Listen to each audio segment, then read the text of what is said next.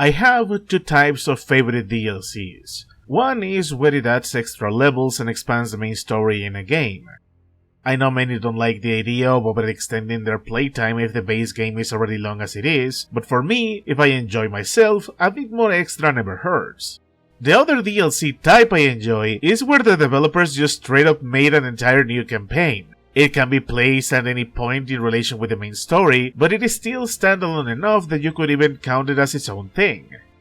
The Tyranny of King Washington is very much the latter. While it technically takes place after the events of the main story, the developers decided to not allow sequel baggage or continuity get in the way, and just have fun expanding on the world in their own unique way. I wasn't originally planning to make this video, but as I kept playing through the DLC, I started to enjoy myself more and more, and also noticing this one has enough material to see it more than just more Assassin's Creed 3. So I think it's best that we start elaborating on how much fun I had, starting with the basics of course. In this 3-chapter adventure, Connor woke up to suddenly find his mother is still alive.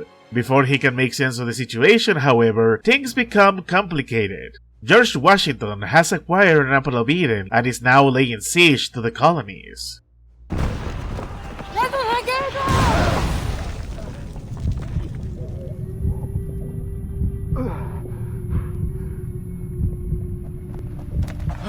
After nearly dying to Washington and losing everything all over again, with not even the Assassin Brotherhood to support him, Connor now has to obtain the animal powers from the Willow Tree and use his new arsenal to take down Washington and his generals. And that's about as much as I can say without entering spoiler territory. If what I described wasn't hint enough, Connor is in an alternate universe. His mother never died, which means he never embarked on his journey to seek the Assassin Brotherhood, and there's heavy implications the Templars all got wiped out by Washington's forces. The catch, and what makes this setting interesting, is that Connor still has his memories and his skills from the main universe, and he is well aware of it. I know some people are not fans of this type of setup for a story, but we'll get back to this in a moment. My main hesitation to review this DLC was because I was afraid it would be just more Assassin's Creed 3, so anything other than talking about the story will make this video short.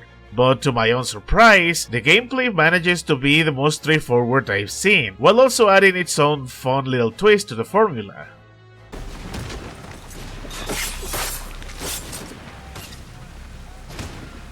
For starters, a lot of the fat has been trimmed. There are no more towers to climb, no arbitrary get a number of things, and the side content that is there you don't have to do for too long. After all, this DLC is fairly short compared to the main game. Gameplay wise, this has to be the most hostile open world I've seen, and I love it, even if it frustrated me sometimes.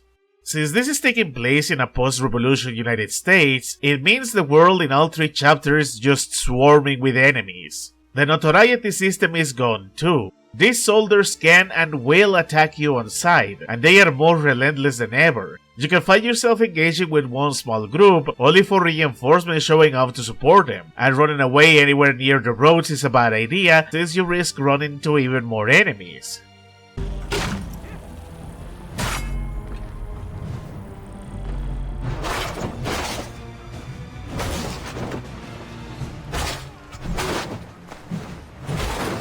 To make things more complicated, your entire arsenal from the main story is gone. So how do you get around this? There are 2 ways. The first is by opening the chests gathered around all 3 chapters. They actually contain upgrades for your weapons and ammo. But what you really want to get so you can safely traverse the world, and maybe even have a better fighting chance against enemies, is by advancing the story and unlocking the animal powers. Because the animal powers change the game a lot. They're basically superpowers. Episode 1 gives you invisibility for easier stealth. Episode 2 gives you teleportation so you can move faster between rooftops. And Episode 3 gives you a ground pound that can clear entire crowds. At first glance, you will think these are overpowered and will make the game go too easy. But to balance things out, using them comes at a price: your own health. Using them too much can leave your health dangerously low, and doing that in the middle of combat can essentially get you killed. But the trade-off is very well worth it. The key is playing smart, not hard. Wolf Cloak is perfect to get you through hostile territory. There are parts in this DLC where enemy soldiers won't move away from key areas you need to pass through in order to progress, so the best call to make is go invisible and sneak past them. It's even better to get you out of tight situations where you could get caught in a very overwhelming fight.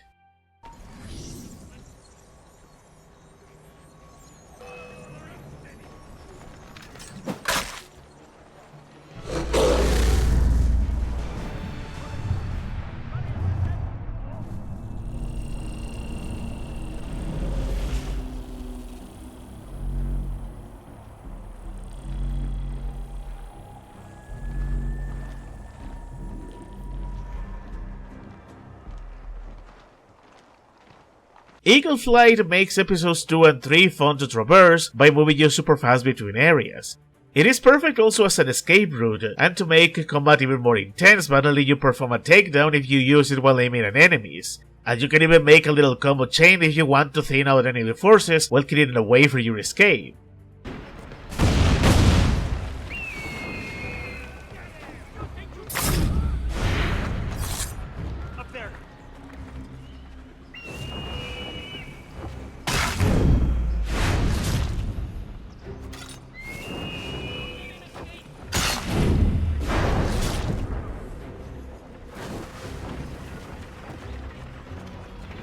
Bear Might is supposed to be perfect for crowd control, but of all of the powers it is the one that costs the most health, so you cannot really spam it. Instead, it is more of a last resort if you are getting overrun with enemies and you want to give yourself some breathing room.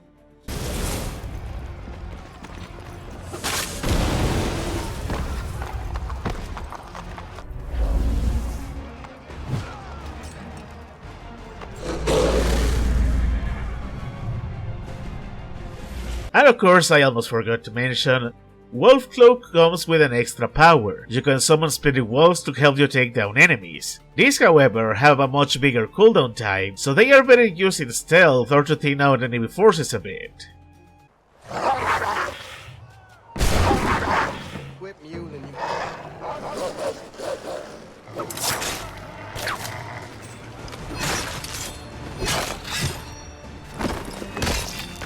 It's a shame each episode of this DLC is separate, because once you get all 3 powers, you can get some sweet synergies out of them. You can mix and match them to get better results for yourself, both as you explore the cities and also as you start taking a smarter and more tactical approach to your enemies.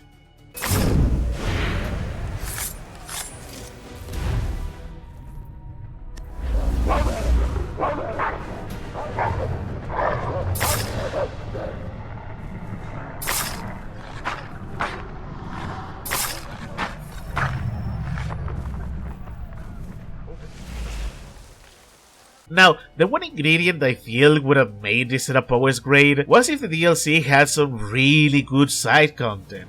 And for the most part it's serviceable. It gives you a little playground to mess around for a while, and there is some needed thematic side activities to complement Connor's heroism. The problem is, this is taking the parts I didn't like from the main campaign and exacerbating them. I always say the best side content is the one that has a bit of story attached to it. I know it may be a bit much to ask from a 7 to 8 hour DLC, but at the very least I would have preferred something a bit better than Ubisoft being Ubisoft and copy-pasting 3 different scenarios all over the maps. You only need to beat them a number of times you care for 100% completion, and I was tired of them after the second time. So I ended up learning they have fixed spawn points, meaning I went out of my way to complete them, get myself killed on purpose, and do it all over again, and that is not a good sign. Breaking the illusion of the world being lived in hurts the experience. It reveals that ugly side of Ubisoft the internet has lambasted for years. Again, the DLC is very small, but it just left me wishing the open world was a bit better, especially with the collectibles being small videos hinting what's already obvious if you paid attention to Connor's dialogue at the very start, and some JPEGs showing you moments from the main story. Which is why I was very happy when I focused on playing the story and had a grand old time.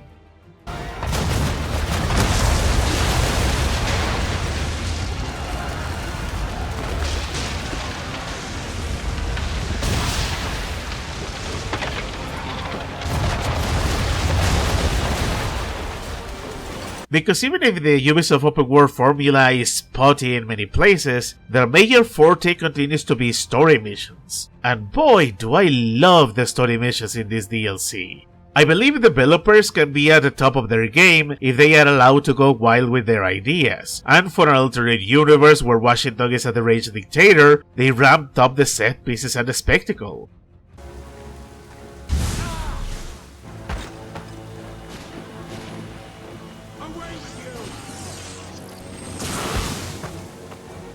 If Connor's story was filled with struggle and sadness in the main story, in this DLC, he is living in a nightmare. The Brotherhood and the Templars are gone, implied to have fallen victims to Washington's forces. You can count your allies on one hand, and while the main story has you waging war against the Templars, here, this is more of a desperate struggle to survive, an all-or-nothing situation, and I love it.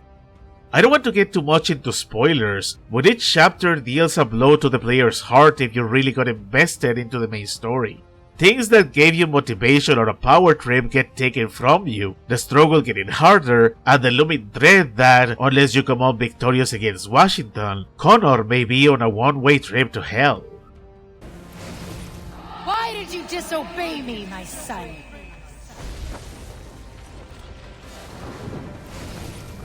Your mother cannot help you now. I wanted to protect you. You failed to save your village. You failed to save your mother. This is where the spectacle comes in, especially when you gain the animal powers. Each set piece has a degree of spectacle I love, and also brings a very trippy and very creepy idea on what exactly is happening. This franchise has always had a slight sci-fi/supernatural element. In this game in particular, the trips to the Sky World are especially interesting because they carry all the glitches and artifacts you get from the animals.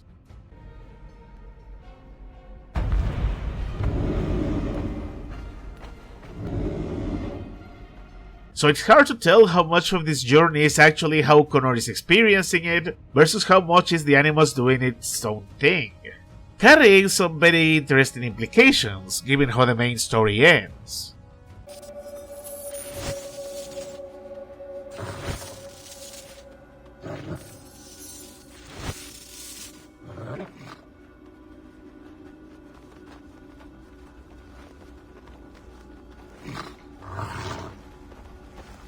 But with everything said and done, I think the Tyranny of King Washington is a really good DLC. It's rough around the edges, but for a 7-hour little story, I had fun. I can see the developer team trying out concepts and ideas that are going to become part of the franchise much later down the road.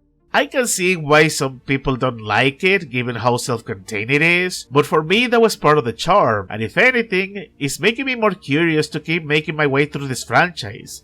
See what stuff they did that has kept them going for so long. Because even with all the infamy of their open world formula, I keep finding parts of this publisher's games that keep me entertained. But then again, I am far from done with this franchise alone. So who knows, maybe my mind will change. Maybe it won't, and I will continue to have fun regardless. It's not like I will ever go out of my way to call them misunderstood or underrated. Ubisoft's bad reputation is not unearned, but I guess that is a story we should save for another day.